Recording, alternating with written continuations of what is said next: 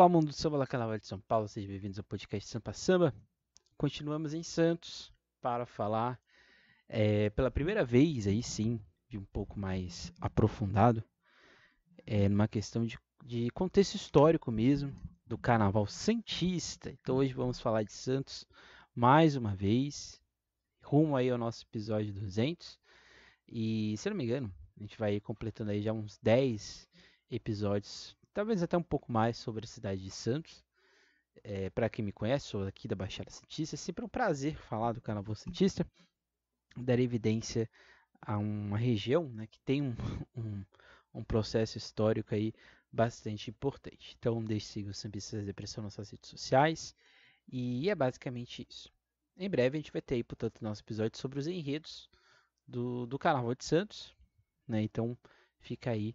A gente está na guarda somente de um enredo para ser lançado, se eu não me engano, para a gente ter mais noção do que vai ser postado. Então, basicamente isso.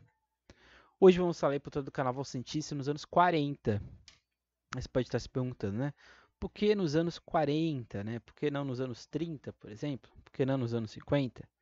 Porque a gente está aqui no nosso podcast também realizando pesquisas sobre o Carnaval Santista e chama a atenção os anos 40 na cidade de Santos, um contexto histórico bastante interessante, de muitas percepções aí a serem exploradas e observadas também, de entendimento em um contexto histórico bastante denso do Brasil e do mundo como um todo, um contexto de adaptações, né, e readaptações da própria cidade de Santos e do seu protagonismo também, isso é importante ser frisado.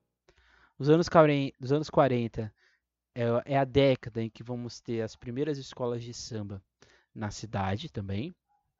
Os anos 40 também, a gente pode dizer que é o ano de consolidação de blocos, ranchos, choros na cidade de Santos. Então esse contexto é muito importante e é por isso que a gente vai falar aqui dos anos 40 no Carnaval Santista como um todo. Então aqui a gente não vai falar de... Acho que a única escola de samba que a gente vai falar que talvez ainda exista, né?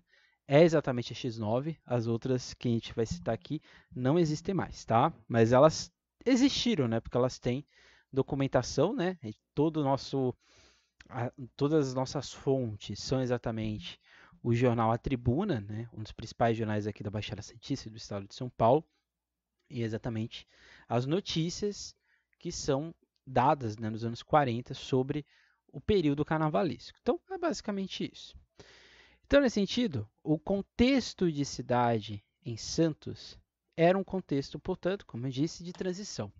Os anos 30 foi um período exatamente de turbulência da cidade como um todo. Ela deixou de ser protagonista da economia brasileira e mundial e ela passava por uma transição de se readequar, de certa forma, à economia brasileira. Nesse período, o Estado de São Paulo passa pela Revolução Constitucionalista de 32, a revolta. Nesse contexto, a gente tem o período do Vargas, né, principalmente do Estado Novo, da ditadura Vargas, e a cidade de Santos vai deixando de ter aquele protagonismo todo que ela tinha no Brasil, principalmente no Brasil da República Oligárquica, e ela passa, de certa maneira, a se tornar uma cidade, vamos dizer assim, comum aos olhos da realidade nacional como um todo.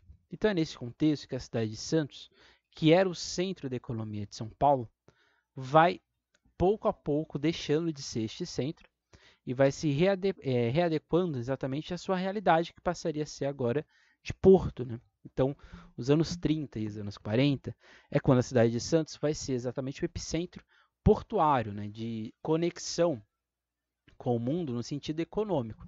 Já era nos anos 30, anos 20, mas passa a ser quase que exclusivo nessa realidade. Então, a cidade de Santos ela também estava se readaptando às realidades em que ela estava existindo. A cidade de Santos, nesse período, ela abrangia o que era hoje o Guarujá e o Vicente Carvalho, e a cidade de Bertioga. Então, esses anos 40, esses anos 30 e 40, é quando a cidade de Santos vai também perdendo o seu território e ela vai se concentrar no que é hoje, né? A partir da ilha de São Vicente, e também a parte ali continental. Então, essa cidade de Santos passa a se remodelar e ter uma nova identidade, uma nova cara. Então, este contexto de cidade era bastante importante. O que nos vai chegar também é o contexto de guerra, porque sim, né, o mundo estava nos anos 40 ainda na Segunda Guerra Mundial, que vai acabar ali em 45. Então, 40, 41, 42, 43, 44 e 45, os carnavais que vão acontecer na cidade de Santos, todos eles acontecem no período da Segunda Guerra Mundial. Então, é muito comum no jornal A Tribuna, por exemplo, você ter notícias de carnaval, notícias de anúncios de cassinos, e você ter na mesma página notícias de guerra, né? Um navio alemão foi bombardeado, ou a ofensiva soviética teve sucesso, e assim por diante. Então, por isso que os anos no 46, por exemplo, a gente vai ter o que a gente chama de Carnaval da Paz e o Carnaval da Vitória, em 49. Esses dois carnavais ganham esses títulos, não só em Santos, mas em outros lugares do Brasil, exatamente como uma forma de comemoração, né, como um todo. Então, nesse aspecto, o contexto de guerra ele vai influenciar indiretamente o carnaval, mas é interessante, né, porque no Rio de Janeiro, o contexto de guerra influenciou de uma forma. Né? Em Santos, eu acho que não influenciou tanto, pelo contrário. Eu acho que os anos 40, pelo menos na cidade de Santos, é o ano de afirmação dessa identidade carnavalesca da cidade e também eu diria de autonomia. Não que a cidade de Santos não tivesse essa autonomia carnavalesca, ela tinha, mas ainda é, de certa forma, muito atrelada à formação do carnaval carioca. Então, nesse aspecto, né, neste sentido, portanto, o contexto de cidade, de uma cidade que estava em reformulação sobre si, e o contexto de guerra, né, da Segunda Guerra Mundial, são essenciais para entender o carnaval santista dos anos 40, que vão ser o pilar para nos anos 50 ter oficialização e ter de fato uma efetivação do carnaval, no que vai ser também nos anos 50, o começo do que a gente chamaria de desfiles de escolas de samba. Os anos 40, portanto, ele vai ter não só uma importância no sentido de formação da identidade, mas também de uma parceria. Os anos 30 já existia, mas os anos 40 se reafirma, que é exatamente o jornal A Tribuna. Então a Tribuna vai ser a grande financiadora e vai ser, de certa forma, uma espécie de encarte carnavalesco do que estava acontecendo na cidade. Isso é muito interessante, porque nem o Estado de São Paulo, nem a Folha, por exemplo, que são os principais jornais da cidade de São Paulo na época, tinha uma cobertura carnavalesca tão forte como era a Tribuna. A Tribuna, a gente tem anos, por exemplo, 1940, 1944, se não me engano, são anos em que a gente tem várias notícias de carnaval. E não eram notícias assim, o desfile aconteceu, não. Era, amanhã vai ter uma roda de conversa no clube tal sobre o carnaval. A escola de samba X vai estar amanhã tendo seus encontros. Ou a escola X9 tem no seu quadro de direção tais pessoas, no quadro X tais pessoas e assim por diante. Então o jornal A Tribuna tinha na sua formação o que a gente chama no começo ali, no final dos anos 30 e nos anos 40, do prodromos, isso? Pródromos da pagodeira, que era uma espécie de espião da esquina, como ele era notificado, né, que provavelmente era um jornalista, e ele noticiava o que acontecia na cidade de Santos naquele contexto. Então era comum falar, por exemplo, que a X9 iria se apresentar em Santos, ou que a X9 iria até São Paulo se apresentar. Então existia uma conexão, né? Existia uma rede de informações entre os ranchos, os choros, os clubes, os blocos, com o jornal A Tribuna, que era, de certa forma, a imprensa oficial, mas também ao mesmo tempo não oficial, do carnaval cientista. Outros jornais, como o Diário, por exemplo, têm uma cobertura carnavalesca também muito forte. O que nos faz pensar que, assim como na cidade do Rio de Janeiro, no caso lá, com o Globo principalmente, a gente tinha uma imprensa ativa nos festejos carnavalescos e uma imprensa ativa que financiava indiretamente o carnaval local. Isso é interessante pensar, porque São Paulo a gente só vai ter de fato essa oficialização, essa contextualização mais forte lá nos anos 50 para os anos 60, quando de fato os jornais compram a briga, né, do Carnaval de Rua de São Paulo. Então perceba que Santos tem uma formação nos anos 40 muito interessante de efetivação dessas redes de solidariedade para a efetivação do carnaval local como um todo. Então assim a gente vai agora elencar os atores, né, ou como era essa paisagem carnavalesca da cidade de Santos como um todo. Então a gente tinha os cassinos e os cinemas como elementos bastante centrais dessa rede de comunicação. Os cassinos eram três, os principais: o cassino do Guarujá, o cassino da Ilha de São Vicente, e a gente tinha um outro cassino que também fazia as ações ali do que era esse carnaval. Esse carnaval do cassino ele era um carnaval um pouco mais elitizado, não era todo mundo que tinha acesso, então a gente está falando de carnaval um pouco mais branco. No caso do cassino do Guarujá, era muito comum você ter orquestras fazendo as apresentações, as crooners ou os crooners fazendo as apresentações de música. E o ritmo, né, pelo menos ali no início dos anos 40 até 1944, era basicamente jazz. A partir de 45, a gente vai começar a ter samba. Então, ou seja, é sempre anunciado a escola de samba X, que veio do Rio de Janeiro. Não era uma escola de samba, mas era um ritmo de samba. Então, os cassinos, eles tinham como principal objetivo promover eventos carnavalescos, no que, se a gente for pegar aqui o termo da Olga von Simonsen, carnaval branco, esses cassinos promoviam eventos carnavalescos fechados, você tinha que reservar mesas, você tinha que reservar aquele espaço, e a partir disso você teria ali, portanto, atividade carnavalesca. Os principais eram da Ilha Encantada, que era exatamente a Ilha de São Vicente, e o Cassino do Guarujá, que eram ali esses dois os principais cassinos da Baixada Santista como um todo. Quer dizer que outros cassinos não poderiam aparecer aqui? Sim, mas esses eram os dois principais, eram os dois, vamos dizer assim, oficiais. Então, nesse sentido, você tinha no cassino essa elite, de certa forma, apostando a sua sorte, mas ao mesmo tempo se divertindo nesse espaço. Era no carnaval, portanto, de maior idade, você não tinha crianças, por exemplo, aqui, e era uma coisa muito comum, que daqui a pouco a gente vai ver. Então, nesse tipo de carnaval, é um carnaval um pouco mais de entretenimento, vamos dizer assim, duplo, né? Do jogo e da festa. Já nos cinemas, todo ano você tinha um cinema ou um filme do carnaval. Então você tinha o Grande Otelo, você tinha os Carito, que estavam ali fazendo filmes, né? Da Atlântica e entre outros. E estes filmes eles tinham várias temáticas possíveis, mas existia um filme no ano, ou seja, ali entre fevereiro, março e janeiro, que ele recebia o título de o filme do carnaval. Isso é interessante pensar, né? Porque o cinema também começa a se concretizar no Brasil aqui nos anos 40 e 50, esse cinema nacional. E é este cinema nacional que ganha voz e participação aqui. Santos tinha mais ou menos 10 a 11 cinemas grandes de rua, assim como cidades como Guarujá, Bertioga e assim por diante. Mas Santos tinha muitos cinemas de rua e era comum, portanto, nos cinemas você ter essas apresentações, né? Não apresentações, mas essa exibição desses filmes. Era comum também nos teatros como o Coliseu e no Guarani você ter também apresentações ou de filmes ou também apresentações musicais, né, musicadas, com temáticas de carnaval existentes.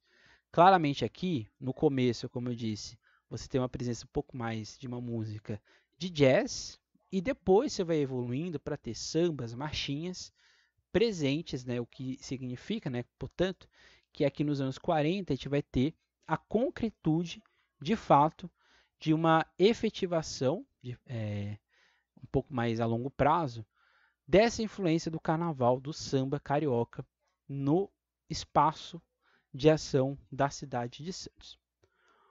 Mas nenhum desses espaços era tão concorridos como os clubes, né? A cidade de Santos tem uma particularidade bastante interessante, né? Que a gente tem vários clubes nos anos 40, que eles já estão existindo aqui desde os anos 20, principalmente, anos 10, mas nos anos 40, por exemplo, anos 40, 50, 60, vários clubes sejam eles de futebol, sejam eles de regata, sejam eles associativos, sejam eles de imigração, como por exemplo o clube espanhol, como a gente tem um clube português, não é exatamente esse o nome, tá? Mas é para a gente ter aqui uma localização. Estes clubes eram diversos, espalhados desde a Zona Noroeste até a Ponta da Praia, desde a região do Centro Velho até a região aqui do que seria a divisa com São Vicente. E estes diversos clubes, eles agiam como espaços em que você era um associado, então você tinha vários níveis de associação, desde clubes de elite até clubes um pouco mais populares, desde uma presença de um público mais branco para um público mais mesclado, e você tinha nesses clubes diversas ações carnavalescas. Então você tinha encontros, você tinha reuniões, você tinha acordos, você tinha a programação destes clubes, e eles aconteciam de diversas formas. Você tinha jazz, você tinha samba, você tinha choro, você tinha rancho, você tinha apresentação do Rei Momo, você tinha matinê para crianças e adolescentes. Então você tinha uma cidade que, pelo menos 3 semanas antes, durante a semana do carnaval e até, vamos dizer assim, o domingo posterior à terça-feira de carnaval, você tinha, pelo menos durante 4 semanas, atividades extremamente fortalecidas de carnaval na cidade de Santos.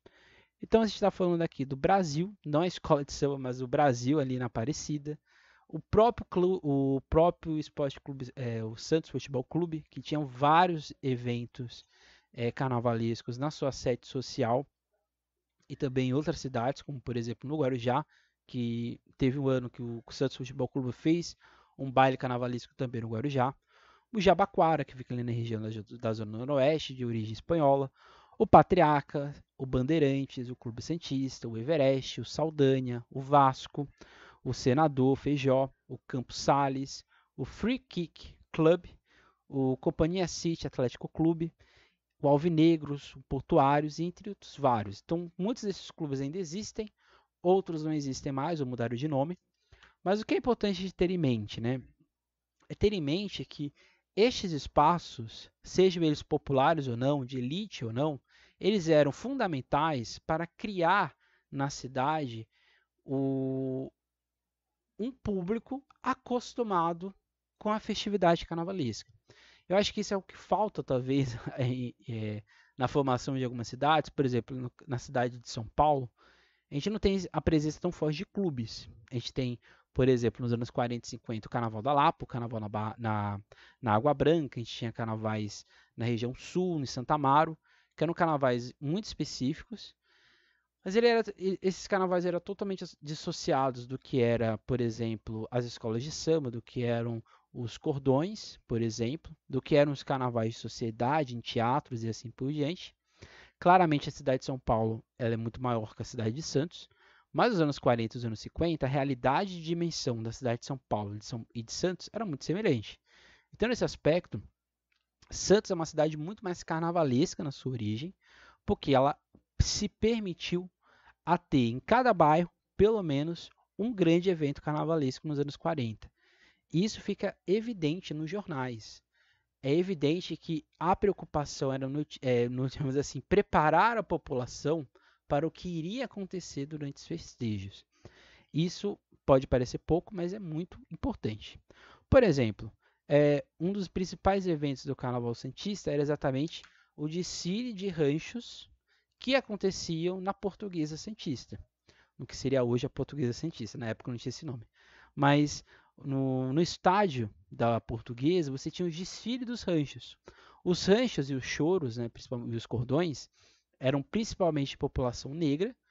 Alguns cordões deixaram de existir com o passar do tempo, mas esses cordões se apresentavam no estádio, tinha uma premiação, existia um concurso, e você tinha, portanto, nessas apresentações, o estandarte, você tinha a banda, você tinha os balizas que iriam ali se apresentando para uma comissão julgadora. Por isso que é muito comum você ter também homenagens aos cronistas carnavalescos, porque você tinha várias pessoas que faziam essas associações.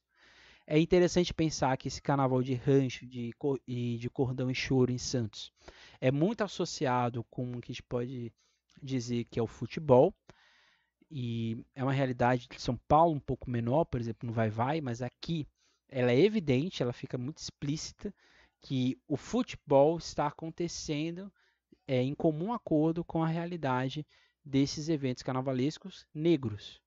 Porque se nos clubes a gente tem uma presença um pouco mais de brancos, aqui nos ranchos, principalmente, a gente tem uma presença maior de negros, né? Quem está vendo no YouTube talvez esteja vendo aqui as imagens do que acontecia.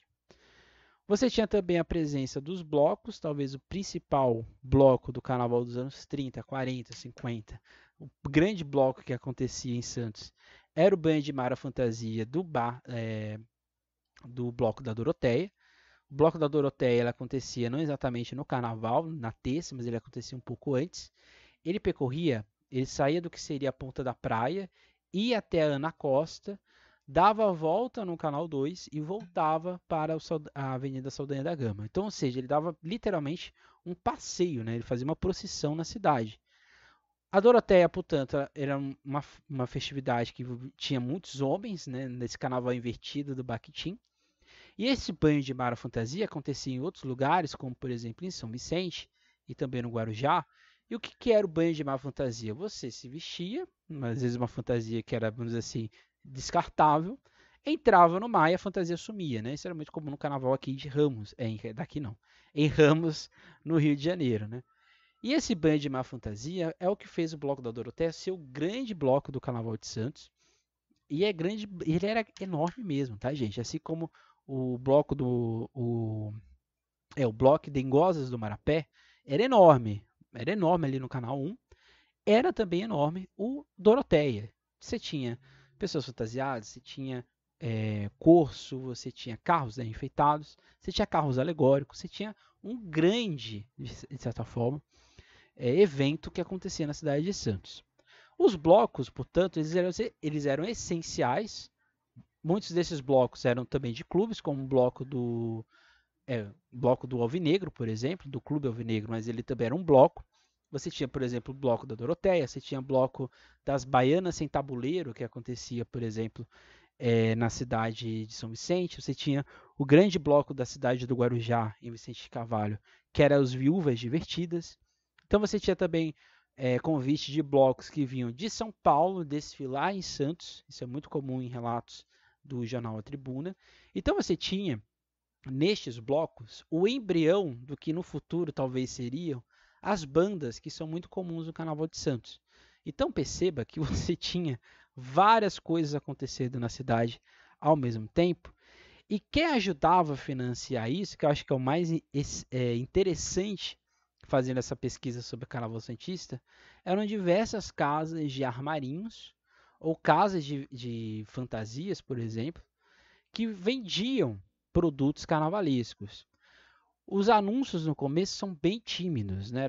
Eram coisas como confetes, serpentinas, mas vai evoluindo para tecidos, para brocados, para iluminação, para arte decorativa dos eventos carnavalescos. Você tinha nesse processo, né, pessoas individuais que vendiam ou compravam fantasias ou que ensinavam aulas de dança para você curtir o carnaval. Isso é uma coisa bastante engraçada, mas era comum também. Mas você tinha as grandes casas, como a Casa Rio Branco e o Bazar da China, que elas faziam promoção de eventos dentro da casa. O Bazar da China, por exemplo, era o espaço em que você tinha a exposição dos troféus que seriam dados aos ranchos e escolas de samba que seriam premiadas do ano, principalmente a partir ali de 1947 em diante. E a Casa Rio Branco também patrocinava, era uma das patrocinadoras de vários eventos carnavalescos da cidade. Então, tanto o Bazar da China quanto a Casa Rio Branco, eles eram essenciais como financiadores da festa e apoiadores do Carnaval Santista como um todo. Assim como você tinha a Casa Rochinol, Ao Preço Fixo, o Bazar Edson e entre outros, que faziam vendas de tecidos, de fantasias, de acessórios. O que seria hoje, para quem é de Santos, uma Proplastic, vamos dizer assim, uma Plastipel, que são lojas, né, grandes aqui na região da Baixada Santista, que vendem artigos carnavalescos. Mas nessa época você tinha diversas casas, mas eu estou citando aqui as principais, mas você tinha diversas casas que faziam essas ações, esses eventos promocionais do carnaval. Você tinha alguns choros e cordões que eram famosos, como o choro em cima da hora, o Maruja Santistas, o cordão carnavalesco Estrela da Meia-Noite, o Grêmio 6 de Maio. Então você tinha vários eventos, vários grupos importantes acontecendo aqui na cidade. Mas, talvez o que você esteja aí me ouvindo, talvez você esteja esperando eu falar de escola de samba, né? Bem, as escolas de samba elas começam a ser noticiadas na tribuna, exatamente. A primeira menção a uma escola de samba acontece em 1941. Na notícia que a gente tem é uma escola de samba 1 no canal 3. Então seria uma escola de samba ali localizada no canal 3 como um todo. Não tem grandes explicações porque ela é só mencionada uma vez, mas é fato que a partir de 1944 e 1943, né, 42, a gente vai ter uma aproximação com o samba carioca nos cassinos e nos clubes, em que vão começar a ser tocadas exatamente marchinhas, vão ser tocadas exatamente marchinhas, sambas que eram ou comuns no momento ou que os cordões e os blocos estavam programando. Então era comum também na tribuna você ter também as letras dos blocos ou dos cordões que iam passar. Então era comum, por exemplo, no Em Cima da Hora, você ter ali a letra do que era comum no bloco, que o bloco estava ensaiando. Você colocava no jornal, então o público, entre aspas, já tinha ali a letra da música que seria tocada ali em algum momento durante o desfile, além de outras músicas populares no rádio como um todo.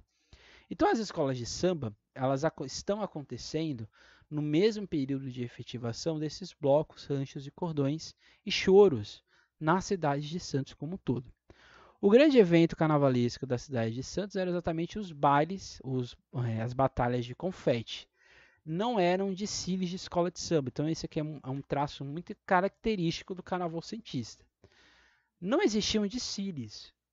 Os desfiles mesmo vão acontecer nos anos 50.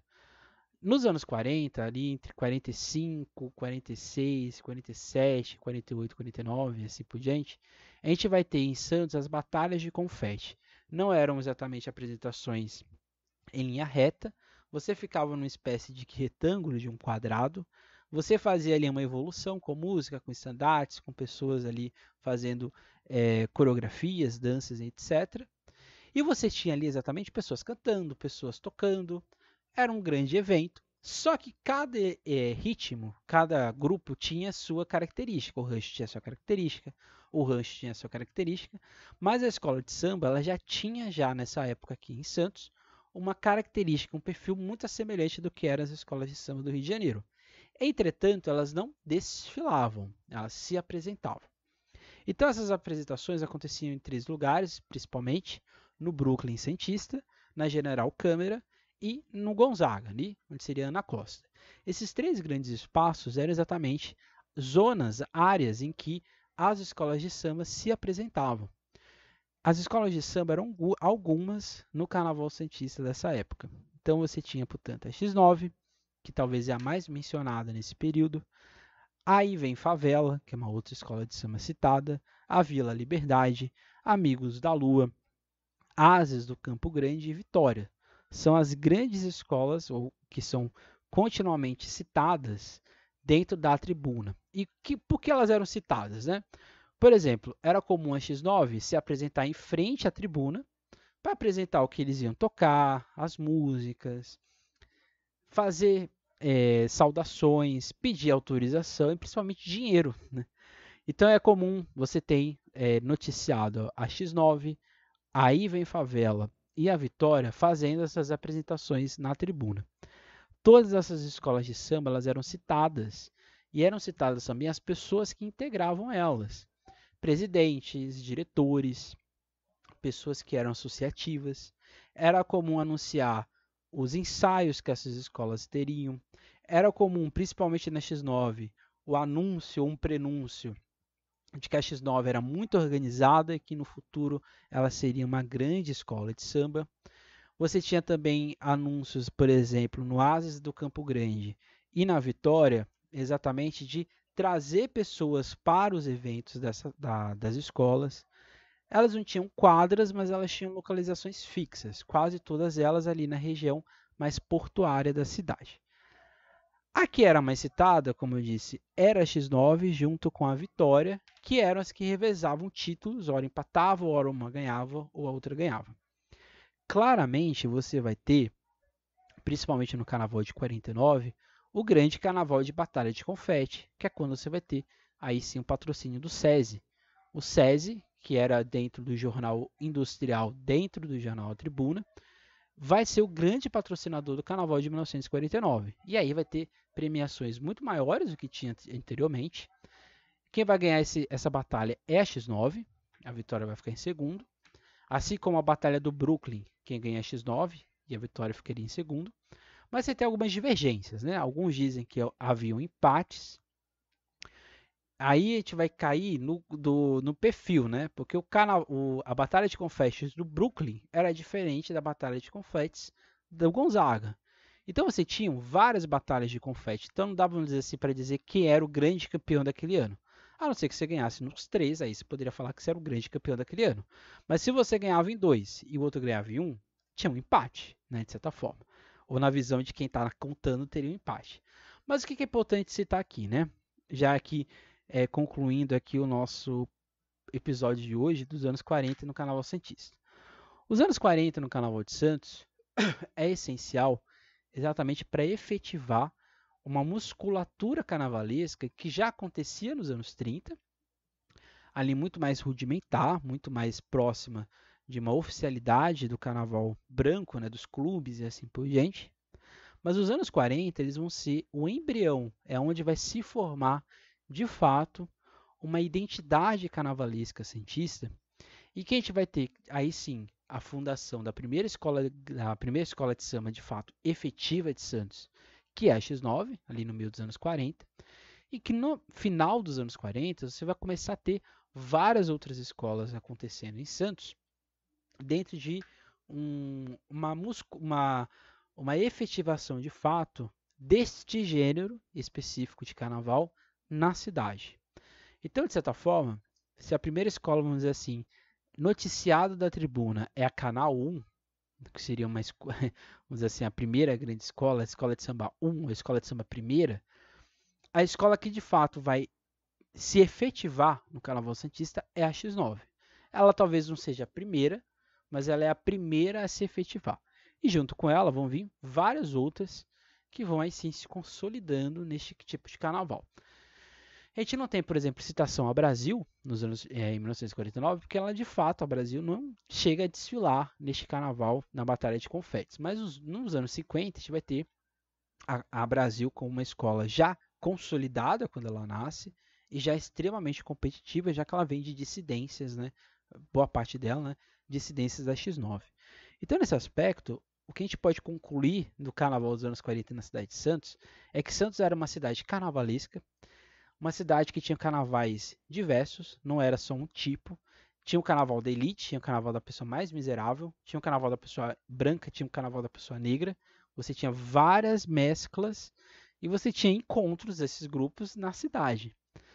Quer dizer, então, que a cidade de Santos, mesmo no período de reafirmação da sua economia, da sua identidade, mesmo no período entre guerras, né, da guerra e depois da guerra, a gente tem, portanto, a consolidação dessa cidade e deste carnaval, que vai nos anos 50, 60, nos anos 70, ter o seu grande apogeu, ter o seu grande auge, efetivamente.